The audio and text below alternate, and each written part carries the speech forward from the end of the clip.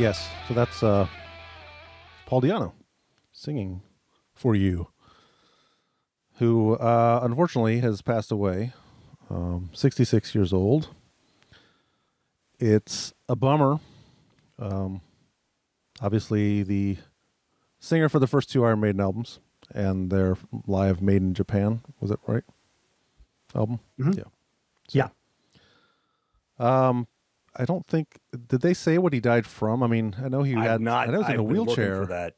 Yeah. Yeah. He had knee replacement surgeries. He's been under poor health for years. Yeah. But has still been trying to kind of go out and perform as much as he can. But, yeah. I mean, let's face it, he was just on stage or like on a wheelchair on stage in August. So. Yep. Yeah. He's been performing in a wheelchair for a while now. So, and he, the last couple of years he's kind of reconnected with the Maiden guys. I know he just hung out with Bruce Dickinson not too long ago, like last year, I think. So, and who knows if that was like a signal that maybe he knew he was declining and he wanted to kind of, make those connections again, reconnect with those guys again. I don't know. I mean, I think he's been in contact with Steve Harris for a while. I think Steve Harris said in a statement, like they bullshitted with each other about soccer all the time, or football about West Ham. West Ham. That's right. Yeah. So, but yeah, it's a bummer. It sucks. I mean, I think all of us, well, first of all, collectively, obviously it's probably our favorite band. If, I know that Metallica's up there for two of us, but if you we all agree that Maiden is up there, right? So, and the fucking podcast is named after an Iron Maiden album. So obviously we're big fans, but I don't think any of us were introduced to Maiden until Bruce was in the band, right? Because we were all kind of missed that. I was my first Maiden album for me was Somewhere in Time. There you go. Yeah.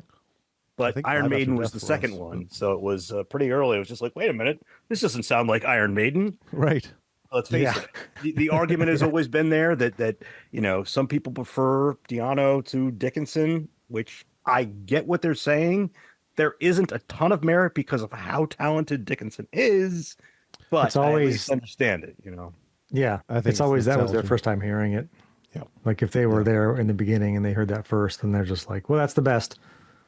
Which is happens all the time. Yeah, it does. And I mean, look, the first two albums are great albums. I'm not going to discredit them at all. No, they are good albums, but they're not, personal opinion. I take the Dickinson stuff personally, but yeah. Yeah, I mean, we don't need to spend a ton of time on it, but I did want to say something, just, recognizing the fact that he was, the singer for one of the most influential metal bands ever. And now those first two Maiden albums influenced some of our favorite bands. So if we wouldn't have Metallica wouldn't sound the way they do without Maiden. There's, huge influence. So rest in peace, Paul. Cheers. Yeah. Yes, sir. Cheers. Cheers. Water. All right. Anything else before we move on? I actually have an intro for this episode. Okay. So let's play that, shall we? Frankenstein. You're putting me on. No, it's pronounced Frankenstein.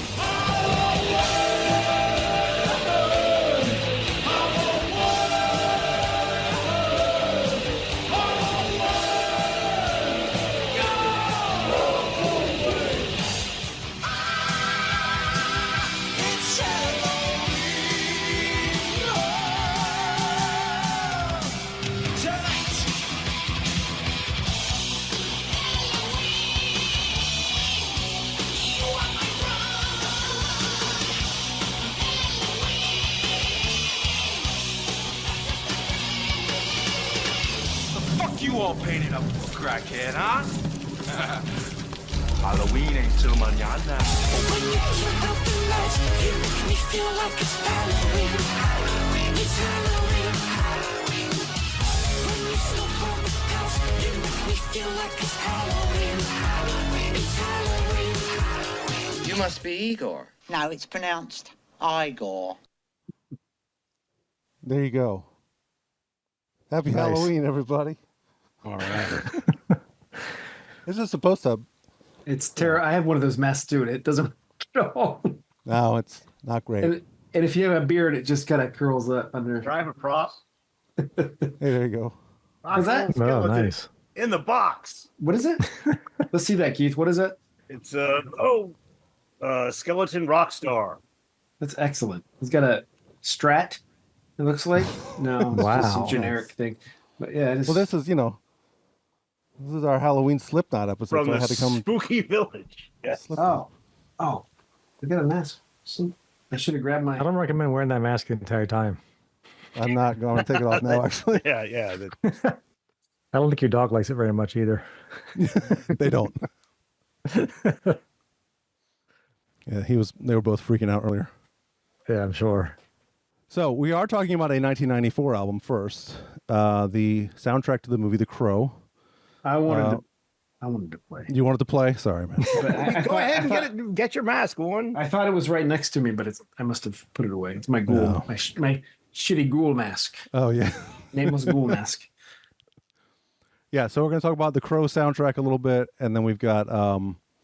So this year marks the anniversary of two Slipknot albums: the debut from Slipknot in 1999, and Volume 3, The Subliminal Verses, in 2004, celebrating 20 years. So we'll start with the Crow.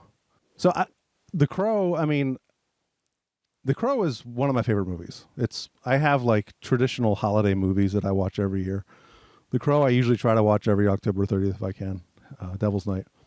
So, and then Thanksgiving, obviously, you got Planes, Trains, and Automobiles. That's a go-to. And then Christmas, there's a bunch of them. But Halloween, like I know most people for Halloween, it's a lot of horror movies and Friday the 13th and all that stuff. And that's cool if you're into that. I'm not way into the horror movies, The but Crow is an action movie, but he is undead.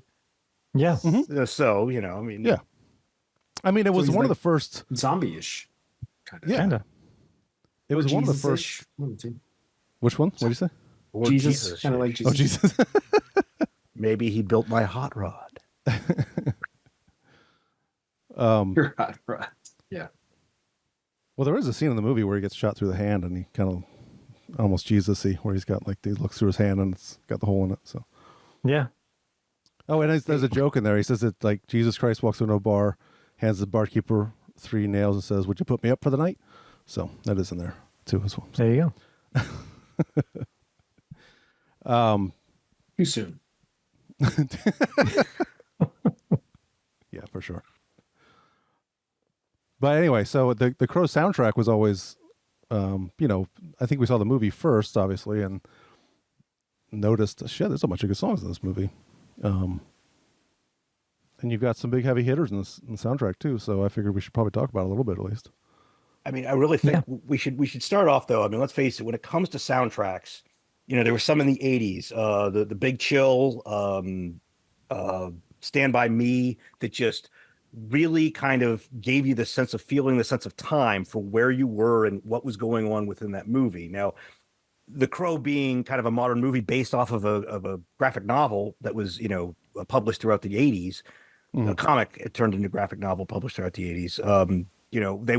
It's a modern time frame, so they needed something, not like Stand By Me. And considering that this is coming out right after the highlight of grunge, and we're staring at, pretty much the big '90s soundtrack of singles, Right, yeah. which was just enormous. This was kind of like a little bit, I would say, kind of the antithesis of that. Like, it takes all of the, I mean, to be honest, this movie is it's raining the entire time, and everyone is pretty much dressed in black. Yeah. It's got this goth Oh, for kind sure. of thing going Yeah. for it, and it's like that's the thing for all these bands, even the metal ones. Like, everyone's just still got this angle, and They still sell Crow stuff at Hot Topic if you go right now. oh so yeah, trust me. This is a big hit with the goth scene for sure. So, but this Did it yeah, just but come this out sound- again? well, Yes, they they did a just re- recreated new they one, but recreated it. Yeah. yeah, pointless, stupid bullshit. Yeah. It's no good. I haven't seen it, but I've heard horrible I heard things. really bad reviews. Yeah, I think it went Who's- to straight to streaming within like a week. So Who's the Anytime they Crow try to in do this? anything Anybody with- famous? Yeah, it's one of the guys. It's the guy who played Pennywise in the latest It movies. What's his name? I don't know. Skarsgård. Yeah, one of the Skarsgård. One of the Skarsgård kids. Yeah. Okay. Sorry, I asked. No, it's As if I was gonna know any actor that's not been around for more than or less than 30 years. That's another point to this movie is they've tried to do sequels, they've tried to do recreations since Brandon Lee died, and none of them have lived up to that original movie. Like I tried to watch The Crow 2 and it was terrible. We saw it in the theater. I don't know. Were you there? I don't think you were there. I don't think so. Yeah. Me and Dave Kazabinski saw it, and we both walked out of the theater as we were walking out, looked at each other, and went, "That was fucking terrible." Did we see this in the theater? The original? Yeah, there's a story about that actually. I know Tim and I saw it for sure. I don't remember if I did. I don't think I did. Reston Town Center, and it was so crowded that we had to sit in separate spots. Like we didn't think it was going to be that crowded. We're like, "Who's going to see The Crow?" Packed. It was, And it was like full. Everyone was wearing their football jerseys. It was packed. It was I definitely saw it in the theater. I don't know if I saw it more than once, but We might have gone back to see it again just for that reason, because it was like I didn't have a good seat, and it was weird, like sitting next to some stranger. And it was weird.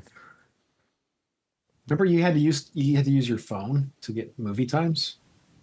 Yeah, your telephone, not your or the telephone. newspaper. Yeah, you had to call someone. The call, call a yeah. recording. Welcome to Movie Phone. Exactly. Wait a minute, that was in Seinfeld, yeah. It wasn't movie phone, but it was the same thing, right? Yeah. It was, Yes. Pretty much, yeah. Or It like was Pete said, scrolling. go back far enough, you have to look at the papers. Yeah, the newspaper. well, you still could do that then, I think, but Yeah, you could. but who had a fucking paper lying around? So yeah, you had to. Yeah. It was like listening Our to the time parents. on the phone. Press 1 for. Why don't you just tell me what movie you would like this? Well, one way or another, I think it's very important to stress, like, getting the bands involved in this. As it turns out, a number of the bands had already read the graphic novel and were familiar with what it was trying to do. It's hilarious, though. Like, a lot of the songs on here are covers of other bands. Yep. But the one way or another, the point I was trying to make when it comes to a soundtrack, totally, being a fingerprint. I mean, let's face it, when you think about like orchestral scores of movies, I think with The Crowd here, you mentioned the name John Williams, and damn well the importance of that shit. Of course, I think we've already talked in an earlier episode, the one song that without the movie could be completely boring. Yep. Jaws. Oh yeah. When it comes to like this, Close Encounters. I mean, like there's so many moments in movies. That movie stayed boring. Well, It would have been boringer. I like Close Encounters. Oh my God, a bird died. Oh no. But let's go back to The Crow. That tuned out. Gonna be the music used for this movie, though, it fits in perfectly. They're using specific things like Thrill Kill Cult. They actually have them performing live, so to speak. Yeah. And it just much like single soundtrack, but this one is really an iconic soundtrack. I mean, really, the first time that real fucking metal shit, not just the grunge metal side of things, was really, I think, brought to the forefront, not by a ton of bands, but this thing has got little parts of every goddamn thing that was awesome in the early 90s. Yeah. And some of the songs have grown on me too. Like I was never a Cure fan, but I like this song now. I wasn't, and part of it probably is because it's in the movie and it reminds me of the movie, but it's a good song. So. Like it's for me, the one that keeps on, for some bizarre reason, keeps on popping up. I only listen to my iPod on random. Medicines, Time Baby. That thing has popped up like 3 times in the last month, and it's like, all right, and I love it. It's a great tune, but definitely not my normal style. I don't remember that one. Let me play a little bit of that one. Yeah. Yeah. Oh yeah. Okay. The song is garbage. I hated that song. See, the one I think is absolute garbage is the last one. Well, yeah, that is terrible. Worse. Like, what is that? What is going on there? Why did they even put that on Shit there? out of here. Yeah, I don't know. because it's supposed to be like the whole premise was that it was his band. It was Eric Draven's band that was doing It Can't Rain All the Time, but it's some horrible chick singer who is tone deaf. Yeah, they're off key, just shit. Absolute. Yeah. Like what? Absolute shit. I was amazed at the Violent Femme song. Like, I fucking love that song. That was really good too. It might be my favorite on this, actually. Really? I was shocked, Wow. yeah. And I probably heard about 2 Violent Femme songs, this being one of them. And I was just like, holy shit. It's kind of overlooked band. Huh? That's an I don't overlooked know band. that overlooked is the right Well, thing. They were maybe huge from the metal in the community. underground. Yeah. Yeah. From the metal community, sure. Well, like, because their album with, the big hit, what is it? Blister in the Sun? Yeah, Blister in the Sun. Yeah. That whole album is great. And there's some really other than Blister in the Sun, which is super overplayed, there's some really good songs. Added Up, fantastic. Anyway, we can play a little bit of that too. Color Me Once. Yeah. Was this in the movie? Because I don't remember. I haven't seen the movie in so long. I wish I'd watched the movie again. Yeah, I should have done that before this movie. I watched about half of it the other night. Once, calling me twice. Everything gonna turn out nice. Everlasting arms gotta keep me from these false alarms. And on, I see you so sad. Ring, ring, I see you, I'm glad. It's good. Mm-hmm. Good song. I mean, if we want to get into it, I mean, that's the whole thing. Like, A little bit, for me, I think it's pretty obvious. Which one do you guys think my favorite one here is? Milk Should Toast? No. Oh, okay. That's good. Big Empty. Let me That hold on. would be a. You know, Big Empty wasn't is it- supposed to be on there, right? I know. Yes. Well, Yeah, let's it talk was about supposed to that. be But after you guys guess. What about Oh, My Life with a Thrill Kill Cult? Nope. No, okay. I think it should be The Badge. You might think that, but no. Think about the lyrics of the song. I don't know the lyrics to most of these. You don't know the lyrics. I didn't really read the lyrics. Well, there's one that you can't. Darkness. Yes. God There damn you it.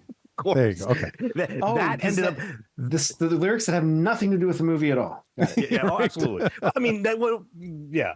But one way or another, Most let's of them face it, don't all really. these covers, like when freaking Ian wrote Dead Souls back in the late 70s, he was like, oh, hopefully 9 Inch Nails will put this cover this in a movie in 20 years. But yeah, for me, Rage Against the Machine's Darkness might be my favorite Rage song, even though apparently it was originally the band that came out, Zach's band before Yep. Rage. Yeah, it was Zach De La Rocha's first band, which is interesting. We'll play a little bit of that too. Hold on. Let me see. People were left with no choice but to decide to conform to a system responsible for genocide. Responsible for genocide. Responsible for genocide.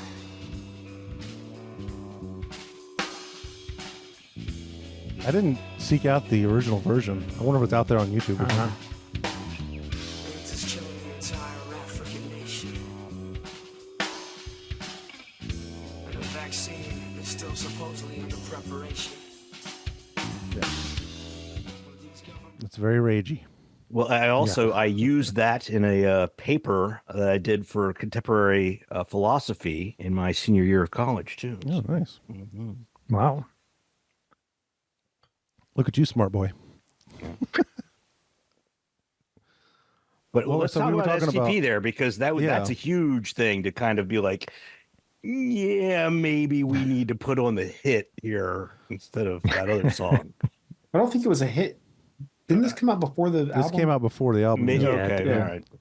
So, they had written a song called "Only Dying," and that was originally going to be on the soundtrack. But for obvious reasons, that would. Yeah, somebody ended up dying during the filming of this. So. Yeah, we didn't really talk about that. We should mention that. Yeah, it 'cause was that's another I think big aspect of this. Yeah, It's I think it's obvious for people who are fans of the movie. But if you're not, yes, Brandon Lee, who played the Crow, played Eric Draven, was killed during the filming. The son of Bruce Lee. That's right. Yeah. He was shot in the chest, right? He was shot. Yes, he was shot in the chest for the most part. This is not to kind of allude this to the Rust movie that's currently going through same bullshit, but they had been doing some practice firing the day before, and a round ended up still within a barrel of a fully automatic gun. When you're using what are they called, blanks, like for the most part, what they have is it's pretty much a round is going. Well, no, a round isn't going off. There is gunfire in it, but because there is no bullet at the end of it, nothing shoots out. It just causes the explosion within the machine, and so it makes the sound effect.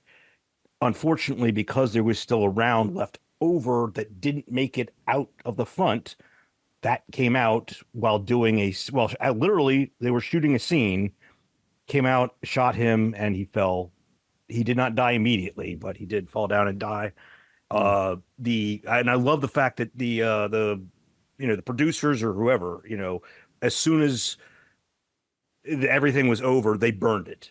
That bit of film was instantaneously destroyed so that no one could ever be like, oh my God, I gotta watch him die. Yeah. So flat out, they were like, as soon as he was dead, they destroyed any remnants that anyone could have of that. And to be honest, like the actors that were involved, I mean, let's face it, it wasn't even a drastic mistake like it was for the armorer at Rust. This was still a mistake from the armorer, but a little more excusable. But the actor that was holding that gun, he didn't do too well with himself after. Yeah, he said he's spent many, many years in therapy, or maybe the rest of his life in therapy. I think he passed away recently, didn't he? No, I don't believe he's still I think he did. Yeah. So that's. I mean, imagine that. Like, show up for work one day and you're doing your job, and all of a sudden you just killed somebody. Jesus Christ, that's got to fuck someone up for sure. So in way of the production of the movie, though, it was towards the end of the actual filming. Yeah, so they were able to finish kind of putting the movie together, so to speak. Yep. Yeah. I think Dead Souls might be my favorite on this album. Oh, yes. Yes, my favorite, yeah. Dead Souls, yeah. I mean, that's the one thing. Like, I love the original, but I'm sure I don't. One of those. Joy Division, right? Yes, Joy Division. Yeah, no thanks. I love the original. This might be one of those, Jimi Hendrix situations here, because goddamn, this version is phenomenal. Well, the guy from Joy Division did say that Trent did a great job. He kept it true to the original as much. I mean, he said something like, I actually could hear it, and before the vocals came in, it almost sounded like the same song. So that's a good thing. According to him, it's a good thing. So we'll play some of that.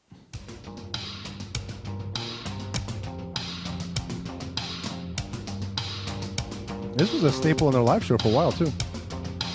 Yeah. There's a lot.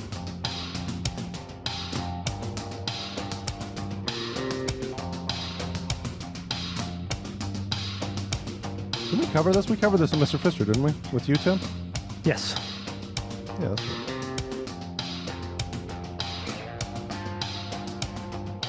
I think I picked it, actually. I think so, yeah.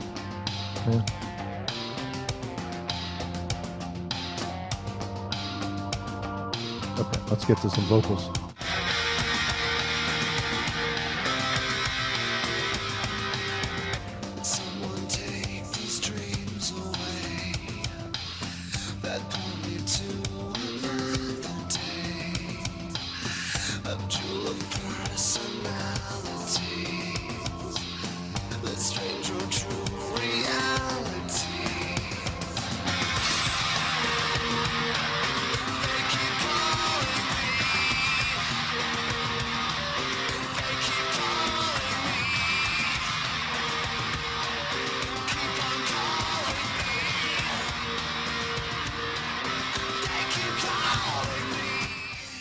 Very good. Yeah. I love how, like, this being a metal show, we haven't really mentioned the three major metal bands that are on. We'll get there. Well, what? So Pantera, obviously. Who are the other? Well, Rollins Band. You talking about Helmet as the third, I guess? Yes. Yeah. Yeah, I mean, Helmet, the song, that song's not bad because he's not doing his horrible screaming. But they go into like an extra minute and a half that they don't need at the end. Yeah. Yeah, it's not a bad song, but I'm still not a huge Helmet fan, so it's all right. The badge and the cover. Yep. Well, yeah. I mean, so is Ghost Rider. But yeah, the Rollins one, I was listening and thinking, Souls. wrong fucking movie. What the? First of all, I think the song kind of sucks, but Yeah, it's not I was great. like, this is not the right film you're recording for.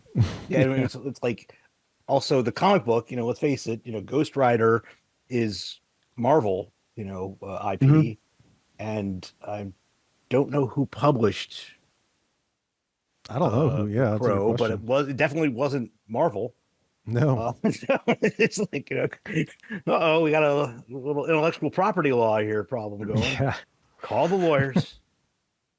Well, that's it. One thing we didn't talk about, which I almost brought up earlier, was the fact that this was one of the first rated R, quote unquote, comic book movies. Like it was based on a comic, like it was a graphic novel, but kind of a comic. So, Yeah. like that was one of the exciting things about this movie was the fact that it was like violent and not like your campy. Because at the time it was '94. This was all the Batman movies that were out were fucking Schwarzenegger and his.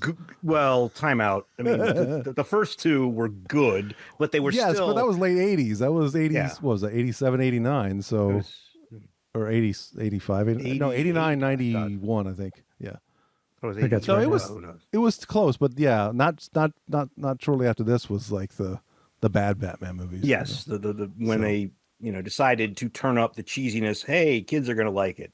Yeah. My point This- is most comic this book movies up to this point were all like that. They were more campy and Well, kid friendly. a lot of comics were like that, and thankfully, Yes. it's in the 80s and 90s is when, thankfully, people realized that artistic literature is a beautiful thing, and I'm not going to mention my favorite one that was pretty much being written and published at this time because that guy got Me Too'd. So Oh God. No. yeah, Well, I don't need to spend a whole lot more time on this. Yes. If there's a couple more tracks we want to play, we can, but like maybe we should play a little bit of the badge. yeah. But let's play the Yeah. badge. Yeah. This was also on the live album, right? And the live record. Yeah. Can you put this on that? I don't remember. Maybe.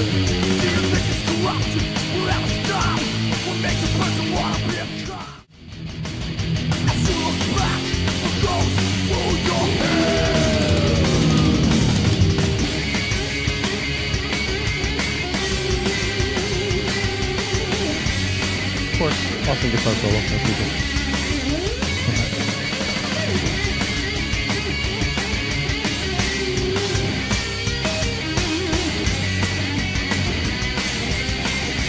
It's not on the live album. Okay.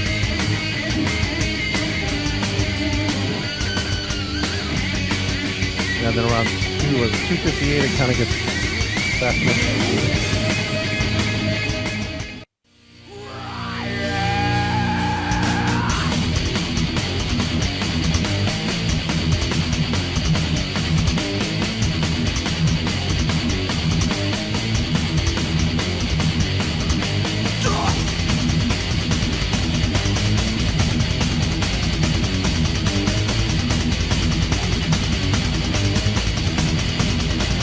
Yeah, Pantera. Oh,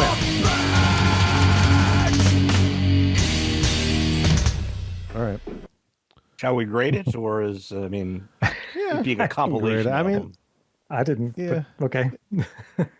I mean, It is kind of a compilation album, so it's hard to grade. Like, Yeah. can't really compare it to Yeah. other. I have no idea what the grade is. Like, I gave it a B minus because I do think really? there's some. Yeah, I think there's some shitty songs on this album that are not good. So like, I love the. If I was grading the movie, A plus. But the soundtrack itself, there's some songs that I really don't like. Like the last song's Yeah. terrible. The last I think Yeah. Slip Slide Melting is like the most Headbangers Ball song I've ever heard. Like 1:45 a.m. at Headbangers Ball. What is that? What do you mean by that? It's Play just so some of it. generic and boring, and I'll play some of it. All right, fine. Make me play this song. Well, you know.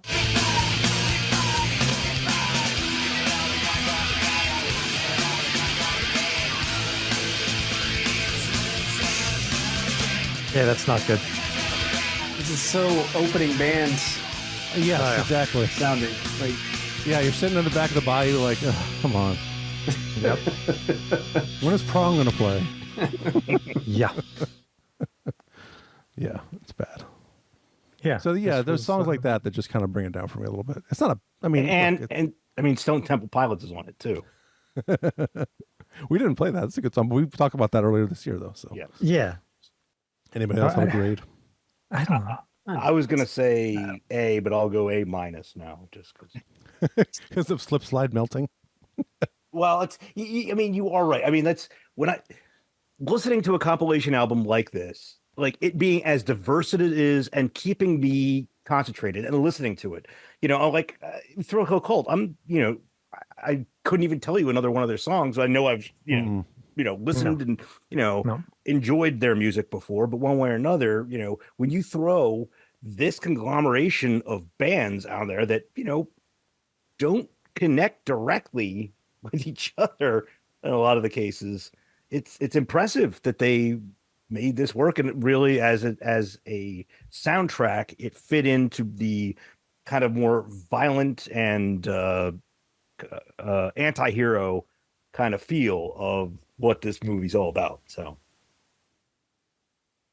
I just realized I was using the wrong camera the whole fucking time. Yeah. Whoops. all right, doing that. It's hard to grade this. I mean, B minus, I guess, but I put the good songs on a mixtape and put the CD away pretty much. It was just kind of like, these songs are cool and the rest can kind of fuck off. Yep. Yeah, that's like grading a whole class Yeah. of students. You have your good students and bad students, and you can't grade the class really. Right. Right. So I don't know, C plus. Yeah. A C, bouncy C. Yeah, it is that B minus C plus range. But the good songs are great. Well, even like the Judgment Night has really great songs and really shitty songs. Like, Yeah. It does, yeah. Very similar. How do you grade that stuff? Or the Beavis and Butthead soundtrack? Oh God, yeah, Same we talked thing. about that last Same year. thing. Yeah. I Okay, am well- for not grading soundtracks. Yeah, I agree. From here on out. If we do that again- Soundtrack grades. Hey, Pulp Fiction was 1994 too, so I don't want to grade that either. that's another great soundtrack. it really is. But Yeah, there's some probably But- really shitty songs on it too, though. Oh, there are. there are. Is that But 90 it's- did you say that was might be 94? intentional though. Yeah, that's 94. Yeah. Yeah, it's 94. Yep. I don't think we're going to get to that. 94 was a great year for movies. That's not metal Ridiculous. either. No, it's not. It's not. It was an amazing year for movies, yeah. Yeah. Good Lord. So many. Yep. All right. Wasn't What should this we move on? Podcast is about. No, Was I know. it, Ace Ventura that year? Yes. Ace Ventura and The Mask, I didn't like the Pulp Fiction, Forrest Gump, Forrest Gump, Shawshank Redemption, Shawshank Redemption. Yeah. The Crow. UHF. The Crow. No, that was way before. That was 80s. No. It was like It was 88. 89 or something, 89. It was 89.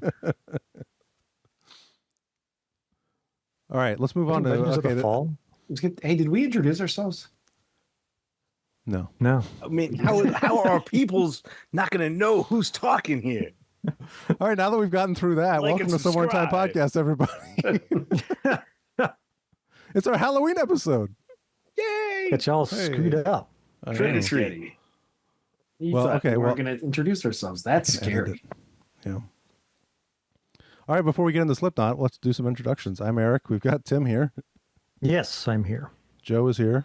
Yes, I am here as well. And Keith is here. I'm not here. It's all. So now you know the illusion. voices, and you can figure out who everyone is. And if you're watching this on YouTube, you're like, why are you introducing yourselves? It says right there on the screen who you are. But also make sure you like and subscribe. That's right. Okay, I'm very curious about these next two albums. I think what we should do is we can talk about. I don't think we need to go like track by track. I think we'll talk about the first album a little bit, right? Because it's kind of their introductory album. It's their debut album, but I'm not necessarily gonna have to. We don't have to go.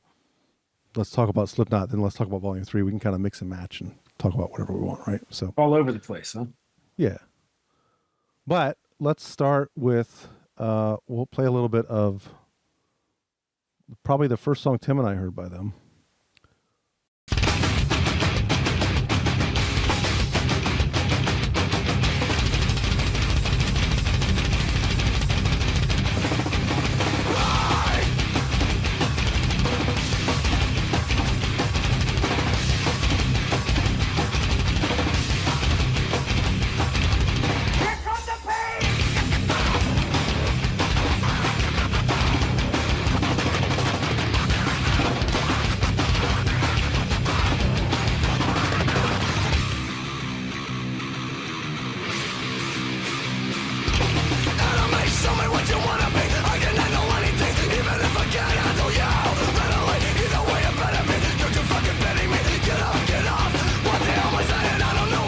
We'll get more into the tracks later, but for this band, 9 members. We'll start. So number 0 is Sid Wilson on turntables. Number 1 is Joey Jordison on drums. Number 2 is Paul Gray on bass and backing vocals. Number 3 is Chris Finn on percussion, backing vocals, and apparently Vomit on Mudslide, which is a hidden track. I don't know what that is. Number 4 is Jim Root on guitar. Number 5 is Craig Jones on samples. Number 6 is Sean Clown Crane on percussion and backing vocals. Number 7 is Mick Thompson, and number 8 on Mick Thompson on guitar, and number 8 is Corey Taylor, lead vocals. And this album was produced by Ross Robinson, which is pretty evident. Yes. So What makes it? I don't know where to start. I don't know where to start. Like when we start with Keith, because that's my biggest. Like that's what I've been looking forward to the most is finding out what Keith. Wait, thought what'd you of the say song. makes it? What was obvious? Ross Robinson produced it. He was like the new metal king of production back in the. Oh, 90s. I didn't He know did this. like corn stuff. This is kind of the first time we brought him up, I think, on this podcast. I believe. For sure, yeah. I didn't even pay attention who to produce this one. I know who produced the other one we're going to talk about, but Yeah. No, Ross Robinson was like the go-to guy for like. I haven't never heard of this guy. Yeah, he did the first 2 Korn albums. Okay. I know he did a bunch of other new metal bands. So he was He did bound. that one apparently, album by shit. I can't remember the guys who went to new metal for one album that you guys. Oh, liked. Machine Head? Yeah. Maybe. No, I don't think so. He's based in Or no. California, right? I thought he was a Florida guy. Yeah, Is he- I think he's. No, I think he's he's- California. Yeah, I think you're right. Is it Malibu? Yeah, think it's- Malibu. That's it. This is the first time we talked about Slipknot for sure. We have talked about Corey Taylor. We did an episode of our like favorite musicians episode, and mine was Corey Taylor. We've So we talked have- about the last album on the best of the year. Well, yeah, talked that's about- Yeah, true. we You're brought You're them right. up. You're right. We Yeah. did talk about a couple. Yeah, that's true. You're right because they have released a couple new albums since we've been doing that. So we talked about we've Last two, right? What is it? We Are Not Your Kind and The End so far. So yeah. I have not been a part of any of those because I don't. No. listen So to this is any the of first time that Keith is involved in any Slipknot discussions. them. Let's actually Keith is dedicated to the. let's summer add to past. that. This is the very first time I've ever listened to a Slipknot album Yeah. Wow. You're Yes. welcome. for both of these. I will say thank you. Yes, as a matter Nice. of fact, I mean this.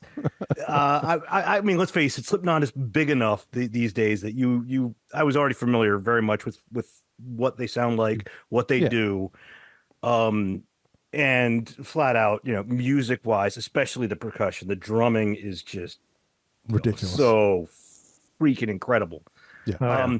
I do just, I mean, did they really need 3 boss tones in the band?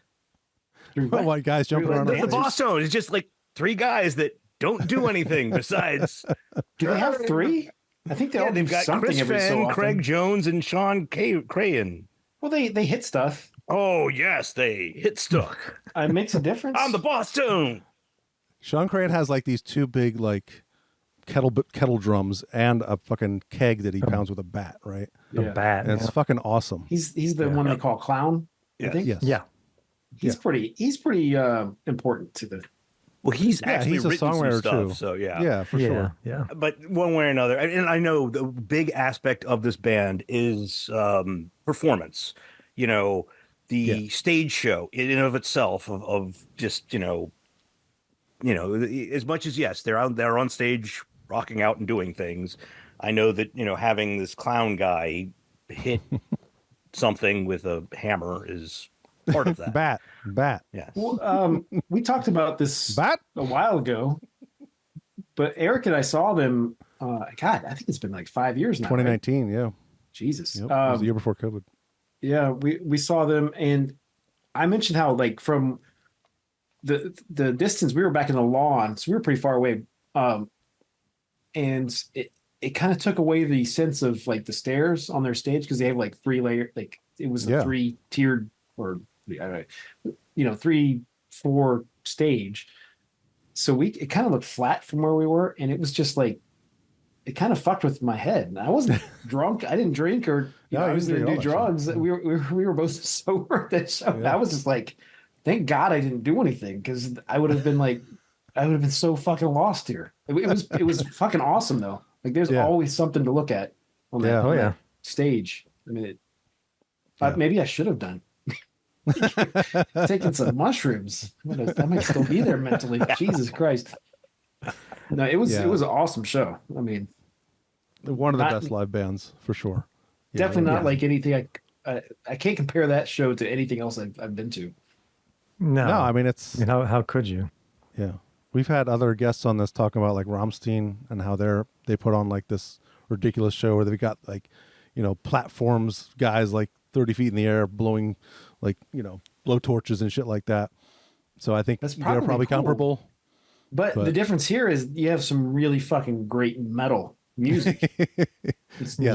And as Americans, we can understand what they're German saying. Stuff, yeah. Exactly. Yeah. Well, that's awesome, Keith. I'm glad to hear that you. Yeah, I mean, enjoyed it for the most part. Back to the whole thing. Yes, I did not. I gotta say, I thought he was gonna like this. I didn't. This time, I didn't think he was. So. No, I mean, let's face it. I think I'm probably the biggest rap fan of us, but some of the rap wasn't the best. Well, and that's where I think, and I agree with you. I think there's some songs on the first album, like quite honestly, I don't think their first album is even close to some of their best stuff at all. Like for me, that's near the bottom. Like if I was to right rank their now, albums, it is to me because I've only ever heard 2 of their albums. Yeah, right. Well, I will tell you, Volume 3 is my favorite album by them by far. Like it's definitely. We'll get to Volume 3, but yes, I listened to the first one probably at least twice before I got to start my notes for the second or for Volume 3. I mean, I guess so. It's their third album, right? Yes. One way or another. And it was just like that one started, and it was like, okay, this is a band that is absolutely evolving, evolving. Great word. Yeah. Yes, these guys definitely knew what they wanted to do when they were starting off and were doing that, and this is at the point where they're kind of growing and kind of figuring out even more shit that they can play around with and make it even better. So yeah, well, like I said, we can flip back and forth. I don't care. Like we can go in any order you want. So like Volume 3 is just by far my favorite album by them. It just, I mean, and it's mostly because they like you said, Keith, they evolved. They actually they put acoustic guitar on there. They were actually a little more melodic and it was unique. I think there's keyboards in there, or know. Yeah. I think it's keyboard, but yeah. Yeah. Craig Jones is credited as samples and keyboards on that album.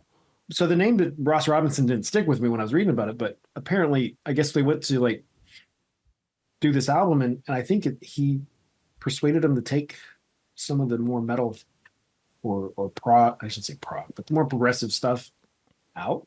Did you get that impression? Yeah. Which they ended up doing again on 3, like with guitar solos, and So maybe he kind of stunted them a little bit initially. I don't know. I remember when the first album came out, and back then it was still a lot. Like if you compare to like what we've heard over the last like 30 years, right? Yeah. Like it was just nonstop assault, it felt like. And I remember because Tom Coleman, our friend Tom Coleman, he fucking loved it. And I was like, I can only do about half of this album and I need to like fucking go do something else, Yeah. Like, No, I totally get that too. Yeah. Because there's not a lot of dynamic changes really with it. It's just an assault. Yeah, It it's really all the way is, through. And then 3 is it's got so much dynamics. Yeah. Like, Yeah, you even just need, guitar like you said, solos. Yeah, Give you you a need a little break. Yeah. Exactly. Yeah. Yeah. I agree with you actually, because there are moments on the debut where it's a little self-indulgent, where they're like, okay, really? Like this is Well, yeah, the second side, especially if you're Yes. playing the vinyl, the second side is sure. like, yeah, yeah, the first side of the album is fantastic, but yeah, there are some songs on the second side where you're like, come on, really? It's like, yeah. I think the first like 5 songs in the first album that might be the best thing they've ever done. But I think Volume 3 is the best album they've ever done. If that makes yeah, sense. complete album. Yeah, The most complete. But in terms of just like full blown, just good Lord, this is insane. Yeah. Those first 5 songs on the first album are just, I mean, pure just rage. Just making sure you're not including Sick and Eyeless in that, are you? Yes. Not the. Yeah, why? I mean, sick. Yeah, sick for sure. What's wrong with Eyeless? I thought those were just like little blurbs that kind of started the thing off. And Eyeless that's a 4 minutes. Almost okay. All right. one of the longer songs. The very first track is the one that's Oh, the 7/4. Yes, that's what I'm Yeah, thinking. which is- that's the- 7/4/2/6. the barcode for their first demo. Yeah. Yeah. But once you get And past it's- that little bit, it's like it's just good Lord. Yeah, that's silly. That's, I don't know. For me, my favorite tune on the first one is Purity, which Yeah, that's a apparently good it didn't come out because Corey Taylor apparently is easily duped. Oh wait, I don't know that song. Wait, Purity? Purity, yes. Maybe it's not on. Yeah, so there's a whole thing that happened with It's with it's some, like it's a bonus not track. a podcast, Purity and but- Frail Limb Nursery.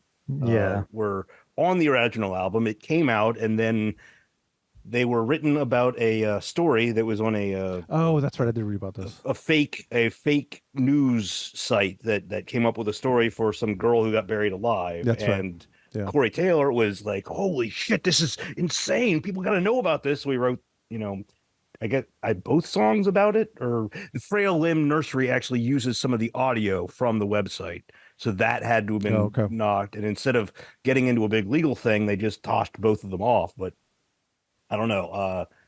I've got some time frames on Purity if we want to throw that 204 and 246. Yeah, okay. What do you have the right version, Eric? I think I guess so. you It's don't- on the yes, I guess Slipknot he 10th doesn't have that anniversary. yet. Yeah, No, the I have it. anniversary, yeah. You said 204. 204 and then 246 is just the violence, just pure violence. I'm fucking gonna think I'm fucking dying. I tell my face overbearing. I take it. Oh yeah, I know this song. Okay. Yeah. Face overbearing. I die. But you'll never see something inside me. But you'll never see something inside me. But you'll never see something inside me. But you'll never see something I knew and dies mine. Is this the other part? You said 240, I think, right? 246. Okay. This is it here then.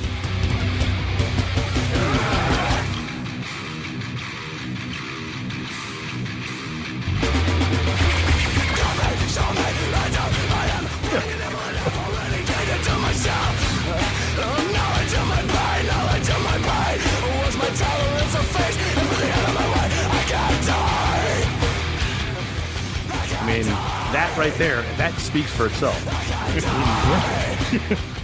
So that's weird. I for sure the CD I have has this on it.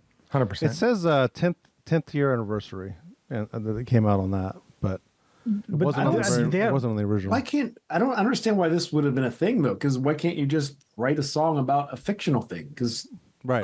The website was the website called their lawyers in and was whining. And I believe, the website, didn't call the band. They, called the record label, and they were,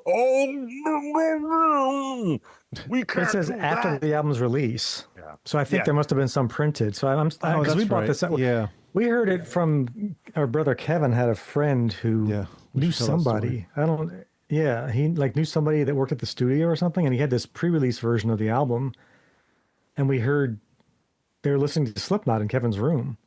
And You heard it, and because I think you busted into his room saying, "What the hell are you listening to?" Right? I did. I heard this awesome, I love the vocals, and the drums were insane. And I was like, "What are you guys listening to?" And they're like, "This band called Slipknot." I was like, this is fucking awesome. What is this? And the album isn't even out yet. And I was like, when does it come out? Yeah. Because I have to go buy this. This is awesome. I just still don't see what the what was their legal ground there? From what I can tell, flat out, I think they started releasing it, but it got held up because of this. And the band, it being their very first album, was like, okay, let's just remove those tracks and get it on, and let's get this thing out there so that we can start touring on it. Yeah. And of course, since then, let's face it, I just went to YouTube to listen to this album, and both of the tracks are sitting there on YouTube. So it's not as though it lasted that long, or if they maybe, if Slipknot was Slipknot now, what they were then, maybe they could have, right, been like, you can't tell us what to do. We're Slipknot, but nobody knew who they were yet. Yeah. They were still just numbers. I just remember coming home from somewhere, and Tim was like, "Come to my car right now," because he had listened. I think he was listening to it as a Mustang or something. I'm like, "Okay." Yeah. He was listening to this band. This is insane. I was like, "Holy shit!" And this was also at a time where, 1999 for metal was, there were a lot of, not great Things are albums weird. coming Garbage out. bands. Yeah. Yes. Yeah. Yeah, Things are it was definitely like strange. Pantera and Metallica were the only two real metal bands that were still putting out great stuff. And think about all the rap rock. These guys flat out are part of new metal, probably just because they use rap in them. And the rapping on these tracks is not the best part of the songs. No. Really the worst parts of the album. And and they got away from that pretty quickly. Like if you listen to, you want Volume 3, there's none of that. So. Yeah. But yeah, this was, it was a breath of fresh air to hear this band in 1999. Something it was like no one was doing thrash anymore. Not like this. But this was tuned down. I would say, I don't even know if I would define this as thrash, even though the tempos are right there, just because of, when you're doing thrash on drums, it's just ga, ga, ga, ga, ga, ga, ga. This is like ga, ga, ga, ga, ga, ga, ga, only it's in a chorus of 14 other sets all doing it. It's just like it's like fully automatic weapon fire. It's that's what I'd say. It's fully automatic weapon fire, and it is just like, wow. That's probably why I like that first half of that first album so much, because so much percussion, and it's just so in your face. It's like, God. Plus the memory of hearing that is like, holy shit. Well, and that's the other thing that they were doing. They were adding these fucking, on Wait and Bleed, the pong, the giant fucking, keg being hit with a baseball bat. Who's doing that? It's awesome. Yeah, exactly. Was that recorded into this in the studio, or is that just a stage thing? No, you can hear that's on those the things album. on the album. Okay. Yeah. Right. Yeah. You'll notice that the snare doesn't sound the same every time he hits it in a lot of the songs, because there's other percussion going on. Yeah, I think Duality is probably a really great example of that on Volume 3, right? Oh yeah. Dun dun dun, pong, dun dun dun dun. Yeah. It's awesome. Here, I'll play that real quick because I know we're going to jump around, but this is one of the big hits, man. Yeah. There it is. Bong.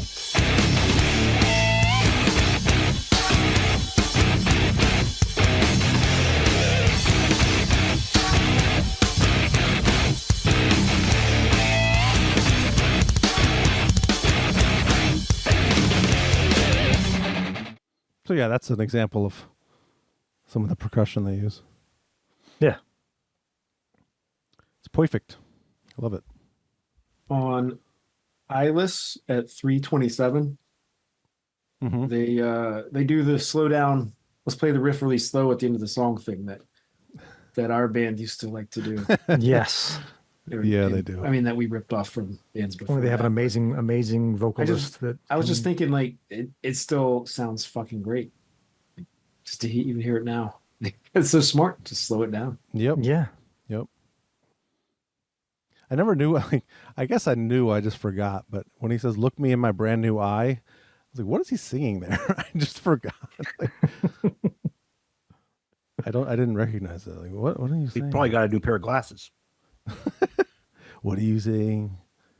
Here, I'll play that real quick.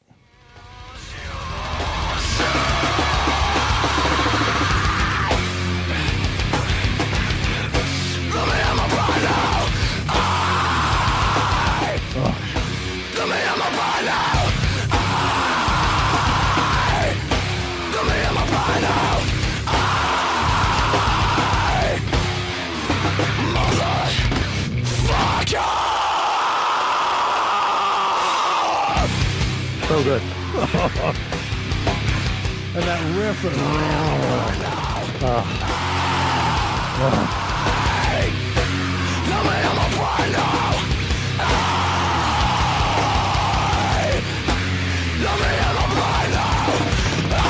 Jesus. Yeah. So good. Good Lord, man. Well, let's get back in, like Eric, you mentioned earlier, Corey Taylor.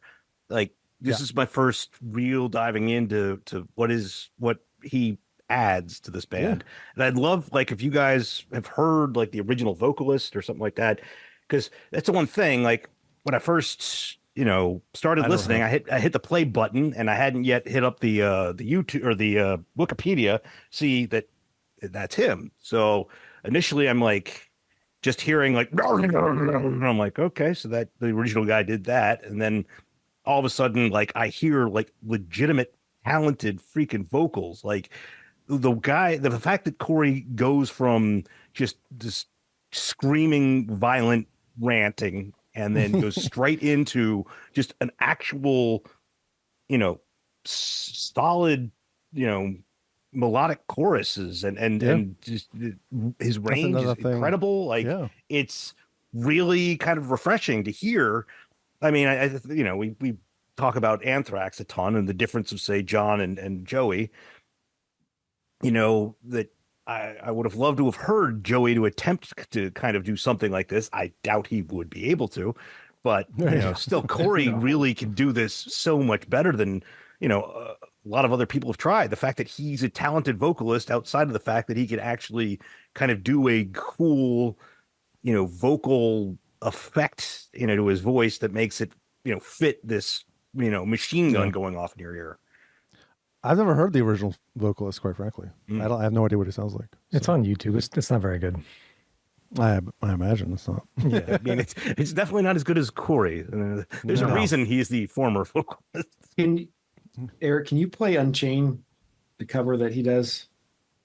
It might be Stone Sour cover. Can you play it for Keith? I just want him to hear this.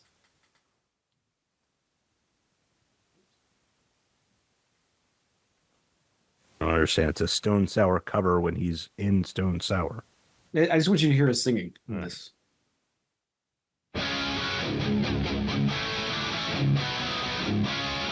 My favorite Van Halen song. Van Halen? Yeah, exactly. Yeah. Yep, that's their best song. Heavy.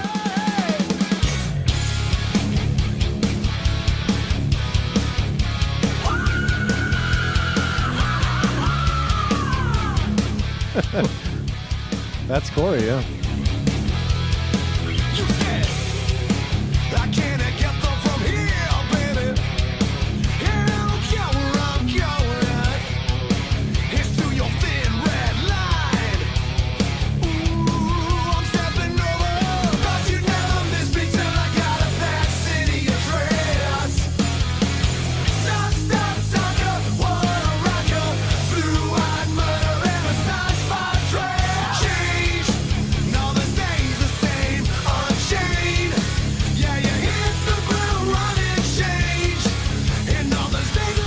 I mean, yes.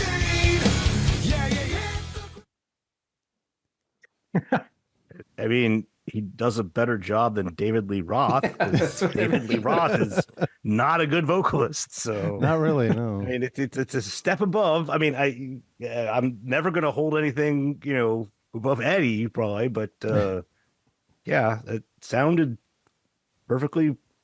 It sounds better than Van Halen. It sounds better than Van Halen, except I'm sure the guitar solos aren't as good. Is that Stone Sour or Corey Taylor? That's Stone Sour, yeah. Okay. Yeah, Stone Sour. Yeah. Some of the things we didn't mention, but let's see. The album peaked at number 51 on the Billboard 200. It's gone on to become certified double platinum, making it the band's best-selling album. In 2011, the it was first voted, album. The first album, Right? yeah. Yeah, first album, yeah. In 2011, it was voted the best debut album of the last 25 years by Metal Hammer. Yeah. I think Wait and Bleed. I'm sorry, did you have more? No, go ahead. I think Wait and Bleed might have been it's the first time I remember hearing them. I'm not sure if it was, but yeah, that was a single. I think it was when they played a live version on Conan, and that was like, oh my fucking god, like look at this shit. It was crazy. Yeah. And that's the thing, like we didn't know anything about what they looked like because like Tim said, this was like a bootleg copy of their first album, so all we knew was the music, so we had no idea that they were these guys in masks and crazy costumes and shit, right? So they look like they would kill you if you got near them. Like, wow. Mick Thompson's costume is ridiculous, the whole like almost the fucked up, like hockey mask looking thing. And is he the bass player? No, a guitar player. No, I mean the bass player. He's like a giant person, I think. Oh, he's dead. Yeah, we didn't mention that. So Paul Gray. Two of these guys. I'm sorry. Then I guess it's Joey's dead too. Yeah. Yep. Yeah, Paul Gray and Joey, and Paul Gray was actually a pretty significant member because he was one of the main songwriters too. Like if you look at the song credits, I think he might have been. Yeah, actually. Yeah, I was looking at a picture of him. Yeah. But yeah, if you look at the song credits on the first album, you'll see that Gray is listed on a bunch of the. Jordison and Gray did they did a bunch of lyrics too. Yeah. So. Which this might have been songs that were written before Corey got there. Probably, yeah. That's true. I didn't realize how many songs on that first album were so short. Like there are a ton of songs that are 3 minutes and shorter. I never just put it, I guess I just didn't put it together, but they're like, if you look at the songs and the total length, it's like, what? Jeez. Yeah, it's all fast and no guitar solos. Straight to the point. Makes your song short. Yeah. Yeah, there are some songs on that first album again that are not, in my opinion, not great. Like, Spit It Out. Bogs Down. Yeah. Spit It Out's good, but yeah, that has some really dumb lyrics, and that's the rapping stuff. But I still love the song.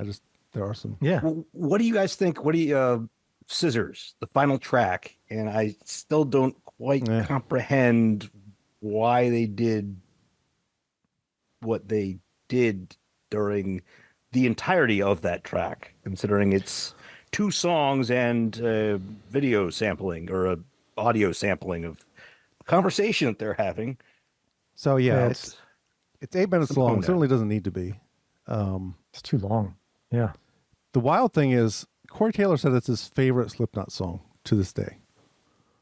What? Yeah. He said that, mostly because he said that the second half of that live is always improvised. And they just do something a little bit different every time. So it's like zippity do. I know.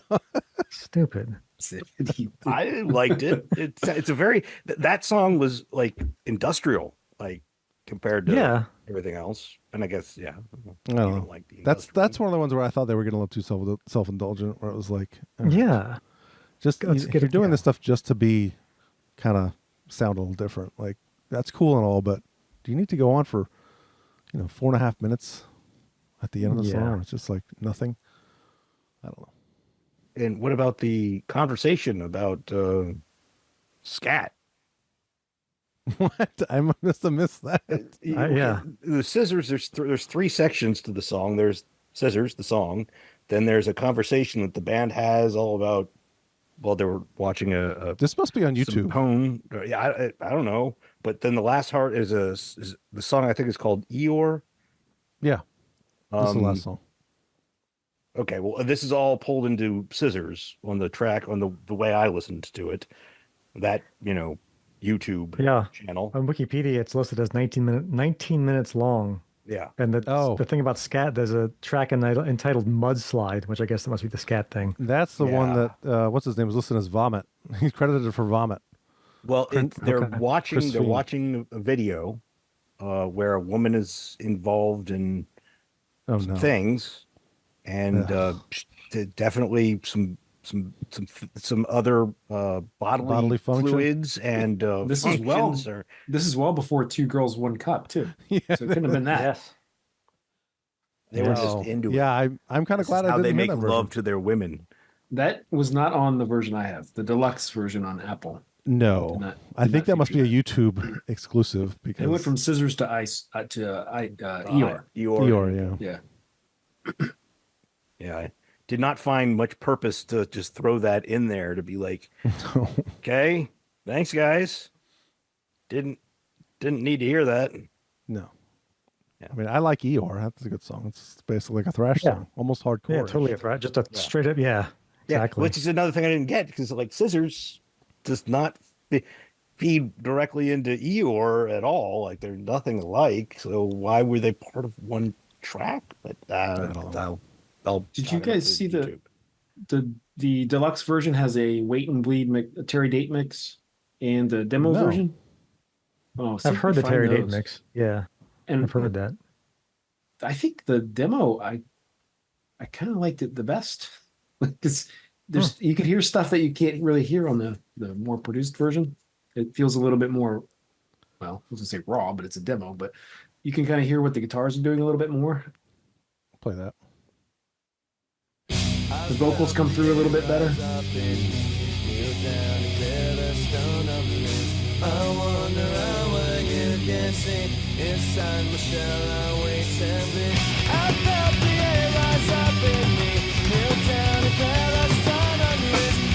The drums on this part too, I should have. The toms, so good. The toms there. Yeah, it's so good.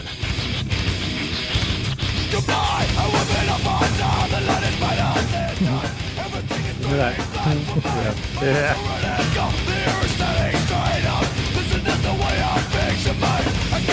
This is the demo, by the way. I can play the Terry Date version too. This drums here. Snare tom. Yeah.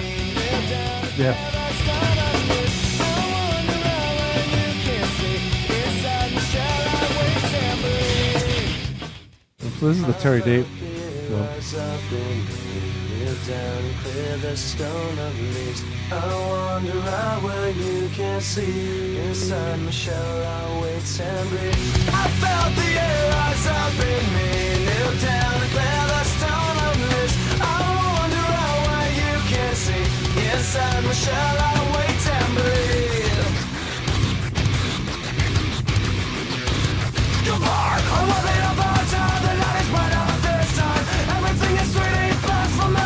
It's more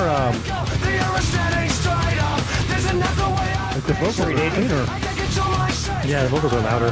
It's the clean vocals are louder than the screaming vocals, which is it's the other way around on the album.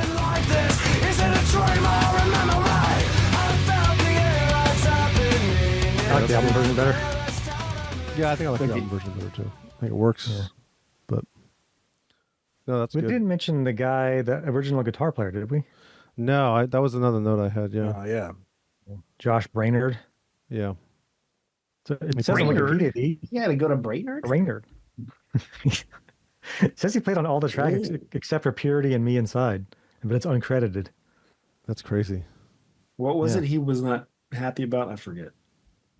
He said there were decisions made that he wasn't a fan of, apparently. Probably having three boss tones in the band. Yeah. I don't know. You want another percussionist? Come on, guys. Right. We're already a 7-piece. Seriously, that Exactly. They're a ska band. It's like, that's not going to work. I mean, that really cuts into your take home. You know, That's true. Like every time there's another member, you're like, oh god. Wait, what does this one do? Oh, he's going to do art. How is that going to affect anything while we're performing? Yeah, the drummer's like, he's gonna hit that 3 times per song. Fuck you. Yeah. I'll give you $20 every time you hit the keg. How about that? Yeah. Did you read that We're note talking about the about album. when they were recording the song "Sick"? No.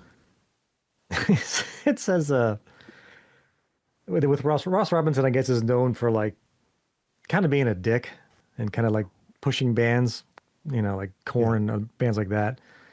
It says that all of us were in the same room when we recorded this. It was hilarious. Everyone had their headphones tied to their heads so we could all slam and go crazy while we played. Ross was throwing potted plants at Joey. It was the most insane thing I'd ever seen. What? That's some Mutt Lang shit. It's a new percussion. It's another element of the percussion. Potted plants. Ross plants. Robinson. You gotta learn to throw it on beat though. That's gotta be. That's true. Yeah. That's where Ross Robinson brings gravity into the equation, and then he knew what he was doing. These guys only get guys with R's in their names. Yeah. Oh, by the way, Joe, Ross Robinson did produce a Machine Head album. Oh, there you go. That one, the new metal. Was it that? The Burning Red.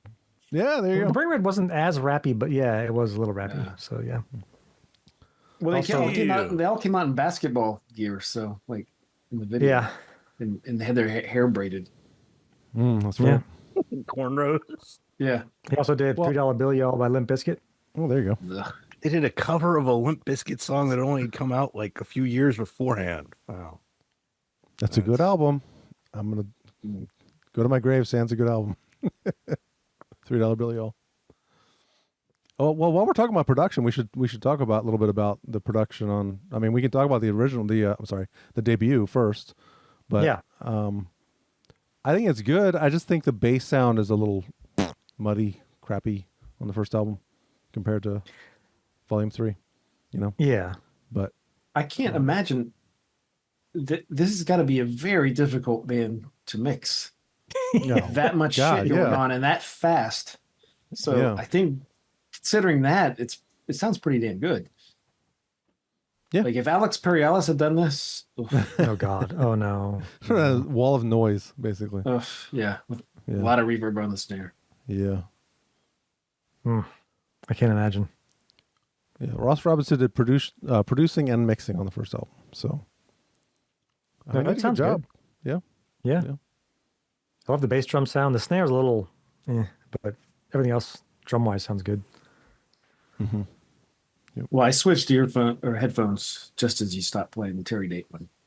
No. Those little, everything sounds the same in those little cheap ones I was wearing. So. Yeah. A single from the first album. I'm sorry, let me rephrase that. The song "Wait and Bleed" was nominated for a Best Metal Performance in 2001 Grammys, but lost to "Elite" by the Deftones, apparently. So, which I'm sure is not a better song. Like, I'm a Deftones fan, but I'm sure that song is not better because I couldn't even tell you what. I don't think the best song ever. Well, that's wins on White the Pony. Grammys. It's a good song. No, for sure. I think they just close their eyes and they're like, put them up on a wall and they're like, that one.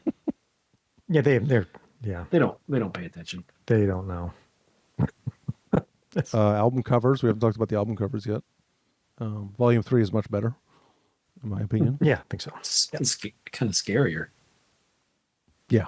Halloween It's our bands. Halloween episode. It is. That's right. We didn't play much of Volume 3. Are we wrapping up talking about it? No, we haven't gotten into it yet. Okay. No. All right. No, I mean, we can kind of we were floating. So. Yeah, we can kind of play some more off the first one and then kind of dive into The album cover on the debut, though, it looks very 1999 in a way. Oh, You know yeah. what I mean? Yes. Absolutely. Yeah. Yep. Like It's so cool. I mean, their imagery is always awesome. So it is good that Yeah. you. I don't dislike bands when they put themselves on their album cover, at least sometimes. But this is good especially this because band. you needed to see. Yeah, like for if any band's gonna put themselves on the cover, this band should definitely do that. Yeah, I mean, Kiss did it. Yeah. These guys need to do it. Yeah, they did it on future releases too. Not as obvious though. Like what was the one from 2008? I always forget the name of that. All album. Hope Is Gone. All Hope Is Gone. Yeah, they were like out in the field on that one too. So Yeah. In that's a Iowa. very good album.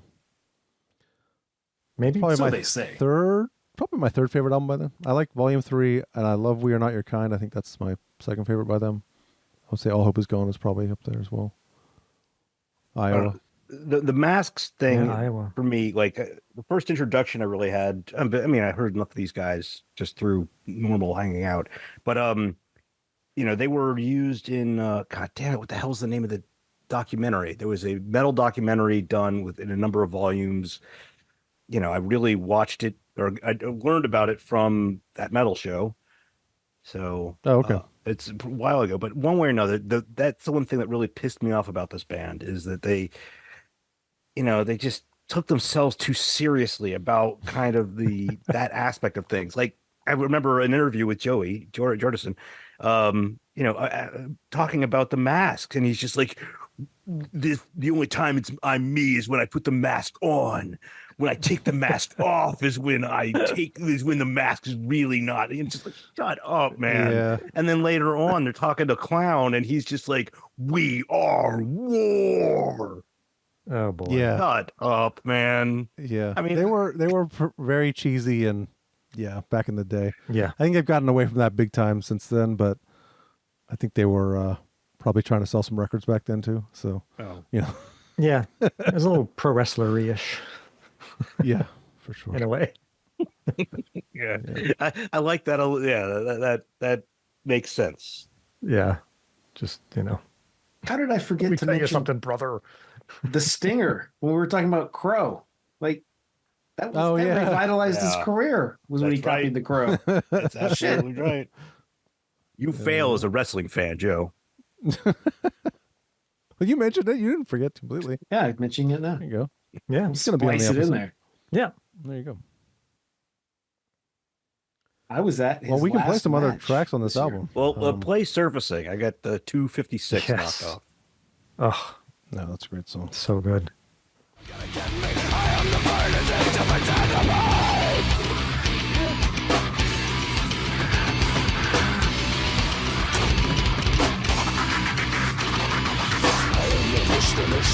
Yes, that line.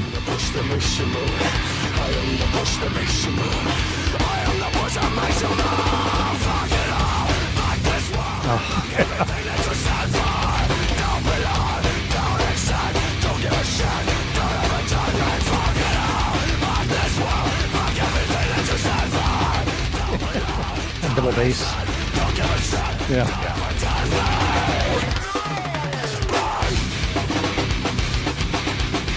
I love the drums here. How he does this like.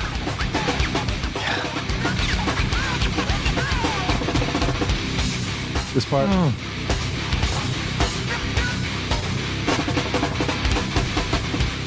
I love that. That weird snare roll followed by it's so that.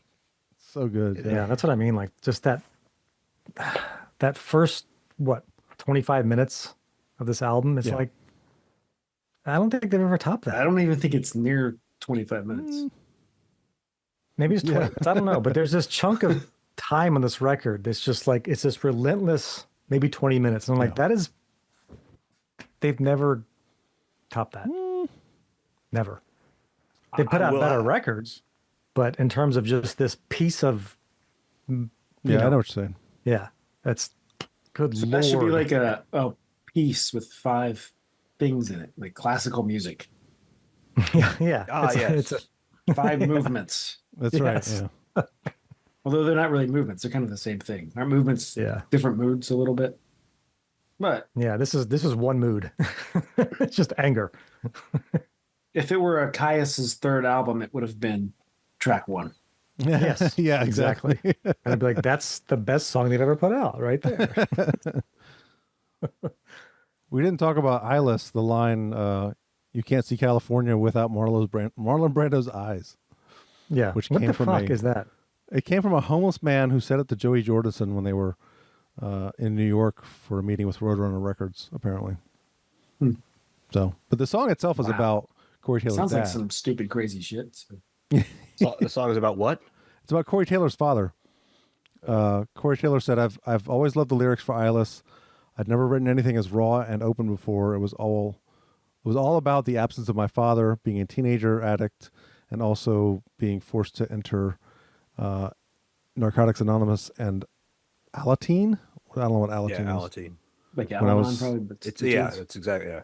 Okay, when I was still fucked up. In treatment, they kept telling me, it's all in your head. That line resonates with me to this day. So The way he says it, too. He's all crazy sounding on that song. He's like laughing. yeah. It's awesome. Yeah, Well, I'll you should a play little some bit of more that. of that. Yeah, I'll play a little more of it. Doesn't matter if I give a shit aside that you gave me. You get to California with a Malapero's eyes. Get to California with a Malapero's eyes. You can't see California without Malapero's eyes. It's all in your head. It's all in my head. It's all in your head. Yeah.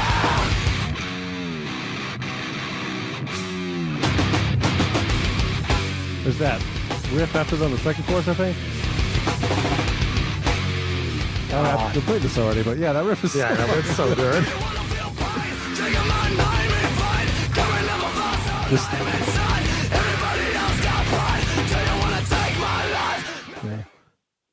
that kind of just, I don't even know what it is. I mean, I guess it's just a bending back. It's so good. Yeah. I looked up some of the tuning for these guys. Did you look this up, Eric? No, I know their drop. I think it's like is it C sharp? No, it's it looks like they're, I mean, they do multiple, like they have the Dad Gad, and they actually have one that's in E on the volume 3. Well, at least the bass guitar part is.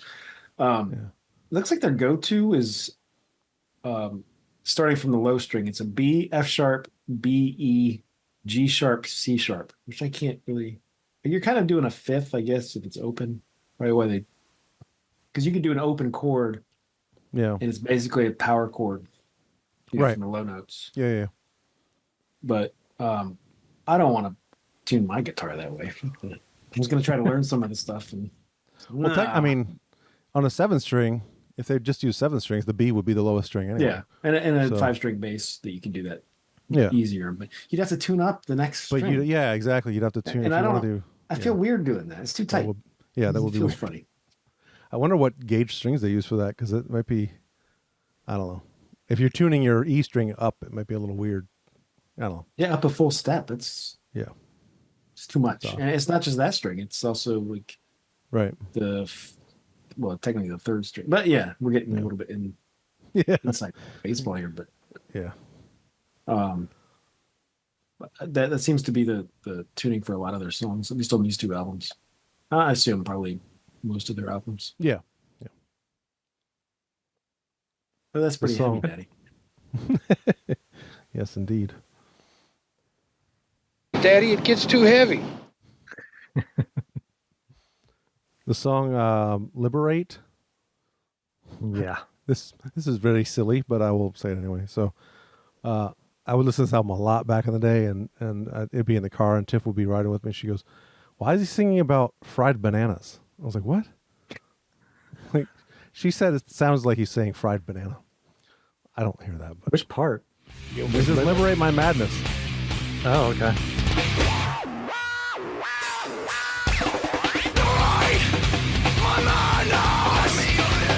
Banana. Oh. Okay, yeah. I don't hear fried though. But no, I just hear "Liberate Bananas" now. Yeah, no. What is the line? Liberate my madness. Yeah. It is Liberate Bananas. Yeah, now it is. So it's gonna be Liberate Play that Bananas. again. Thanks a lot. That's forever bananas now. Do that again, please. Thank you. I thought it's Do I Like? Do I like You like bananas? Oh no! I like bananas. That's Do it. I like Slipknot's done. Oh my god! Just ruined the band for me, You're Eric. welcome. At least that song has been ruined. Do I like bananas? It's like a Clutch song. Yeah, it is. Yeah.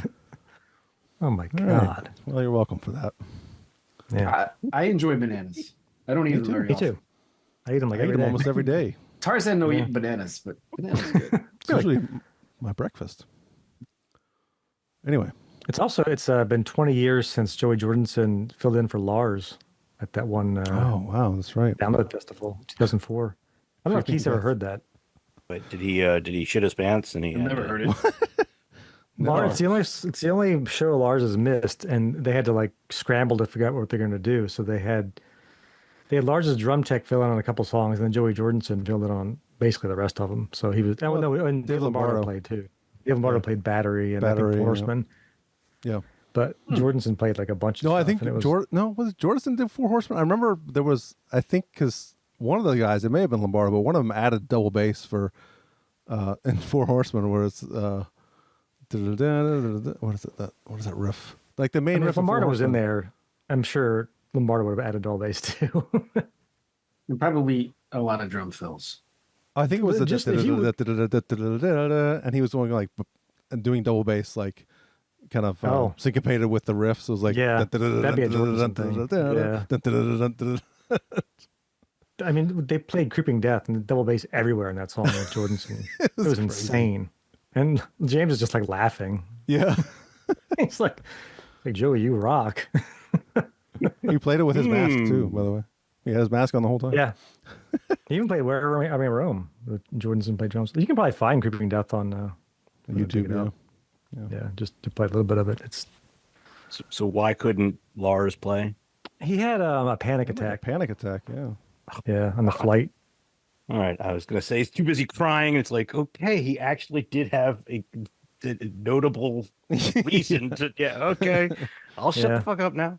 My bad. He called it an incident. But when you heard the description, I was like, you had a panic attack, Lars. Like I guess they've been touring relentlessly, and he just lost it. So. Yeah, I mean, I guess decades of touring relentlessly finally caught up to him. Yeah, but he said he's never listened to the recording of that show. To this day, he will not listen to it. He refuses. 1, 2, 3, 4. 1, 2, 3, 4. 1, 2, 3, 4. This is it. 1, 2, 3, 4.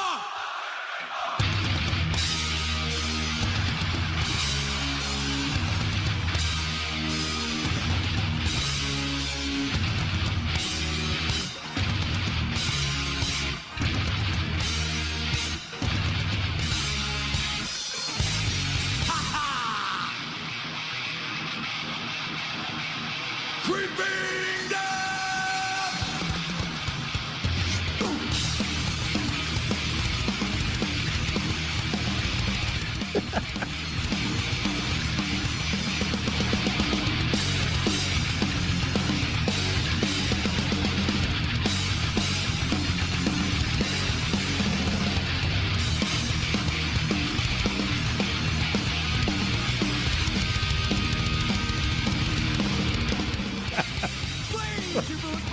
You get the idea. But yeah, that's fills like crazy. Double bass everywhere. But you mean that Metallica's drumming normally isn't like that? Not anymore. Not anymore. There was a time, but no. Energy, aggression, power. To sum it up, it's a vulgar display of power. Sometimes I think you drink just a little too much blood. I'm sorry, I'm going to BA, Bloodaholics Anonymous. Cut out. Cutting it up big time. They are miserable slaves of Satan! Some cunt's recording this.